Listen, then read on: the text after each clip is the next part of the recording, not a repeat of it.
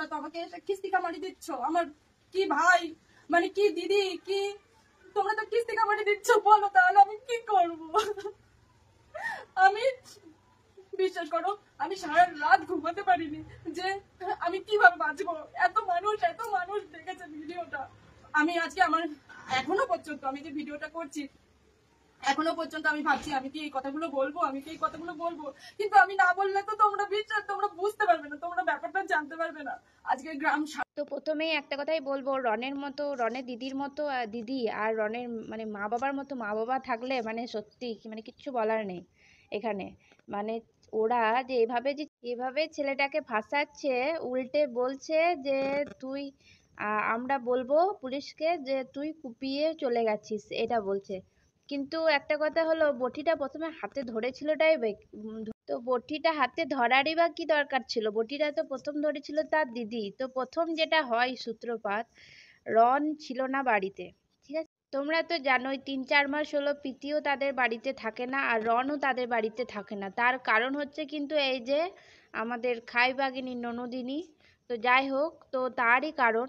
তো তার জন্য কিন্তু প্রীতি তার বাড়িতে চলে গেছে নিজের, আর রনও একটা ফ্ল্যাটে কিন্তু থাকতো, কারণ 3 মাস ধরে তাদের বাড়িতে থাকতো না। তো রনের দিদির যে ছেলে আছে, ছোট ছেলেটা, তার জন্মদিন থাকার কারণে কিন্তু রন বাড়ি যায়।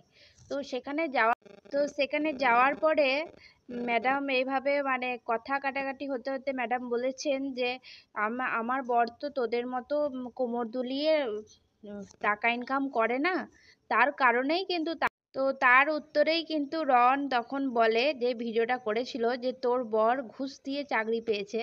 তো সত্যি কথাটাই বলেছে, যেটা ওর বর পেয়েছে, আর তার জন্য নাকি কেসও চলছে। তো সেটা বলাতে ম্যাডামের প্রচুর রাগ হয়ে যায়। আর সে কিন্তু তখন রনের কাছ থেকে ফোনটা নেওয়ার জন্য মুচড়ে দুমড়ে তাকে একদম নখে করে একটু দাগ দিয়েছে, মানে বেশি মারেনি কিন্তু একটু মেরেছে সে তার কথা অনুযায়ী। তারপর কিন্তু ফোন নিয়ে নেয় রন কেড়ে কোনো রকমে। হ্যাঁ, তখন তখন ফোন নিয়ে নেওয়ার পরে ম্যাডাম নিচেতে নেমে একটা বটি হাতে ধরেছিল। তুই যদি মারবি না প্ল্যান ছিল, বটিটা ধরার কি দরকার ছিল? নিজে বটিটা ধরেছিল ভুল করে, আর রন নাকি বটিতে করে তাকে কুপিয়ে দিয়েছিল, তার বদলে একটা মাসির এখানটায় লেগেছিল। তো তোর ধরারই বা কি দরকার ছিল বটিটা? সেটাই আমার একটাই প্রশ্ন। আর এই পুরো ব্যাপারটাকে তার মা বাবা পুরো সাপোর্ট করছে তার দিদির হয়ে, কারণ তারা হচ্ছে প্রীতিকে একদমই মানে দেখতে পারে না।